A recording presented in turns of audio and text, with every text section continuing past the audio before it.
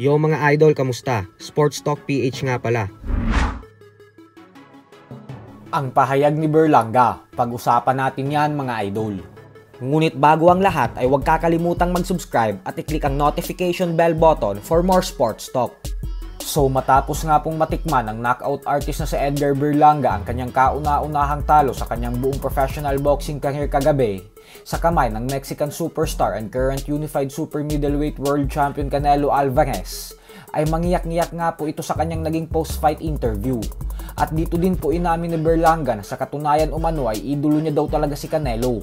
Paliwanag ni Berlanga na magmula umano nung bata pa lamang siya ay pinapanood niya na ang lahat ng laban ni Canelo. At ito daw talaga ang nagbigay sa kanya ng inspirasyon upang magpursige sa pagboboxing.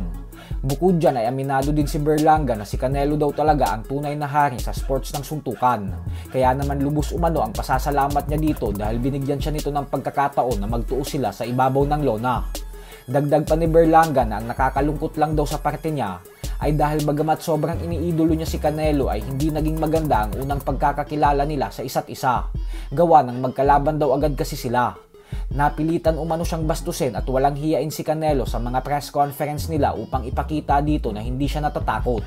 Pero ngayon umano na tapos na ang bakbakan nila ay pwede na daw silang maging magkaibigan. Habang si Canelo naman ay umamin din na humanga siya ng gusto sa tibay at determinasyon ni Berlanga. Ayon kay Canelo ay nakuha daw nito ang respeto niya gawa ng buong tapang umano itong lumaban sa kanya. Bukod dyan ay bagamat ipinatama niya na umano ang pinakamalalakas na suntok niya, ay hindi man lang daw ito na knockout. Binigyan din ni Canelo ng payo si Berlanga na wag daw itong titigil sa pag-eensayo. Manatili daw itong focus at disiplinado at hindi umano magtatagal ay magiging isang ganap na world champion din daw si Berlanga. Bagay naman na pinakinggan talaga ni Berlanga at lubos din ang pasasalamat nito sa mga payo na ibinigay sa kanya ni Canelo. Bumanat din si Canelo sa mga bumabati ko sa kanya. Birada ni Canelo na ano na naman daw ba ang sunod na sasabihin ng mga kritiko niya. Pag lumaban daw kasi siya sa matatandang fighters, ay sasabihin ng mga ito na laos at matanda na umano ang mga tinalo niya. At ngayon naman daw na mga bagitong undefeated fighters ang magkasunod na hinarap at tinalo niya na sila Jaime Munguia at Edgar Berlanga, ay sasabihin naman daw ng mga bashers niya na masyado pa daw kasing bata at hilaw ang mga ito kaya natalo niya. Hindi niya na daw alam kung saan siya lulugar. Patunay lang daw ito na kahit ano umano ang gawin mo, ay may masasabi pa din ang mga kritiko sa'yo.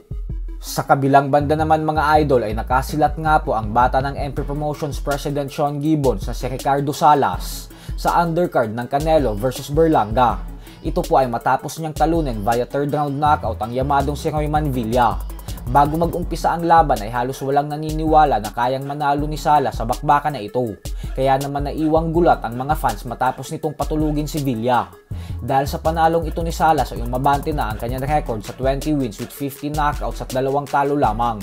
Bukod dyan ay nasungkit niya din ang WBA Continental Americas Gold Welterweight belt. Kaya naman may bagong papausbong na prospect na naman po si Sean Gibbons. So hanggang dito na lang po muna tayo mga idol.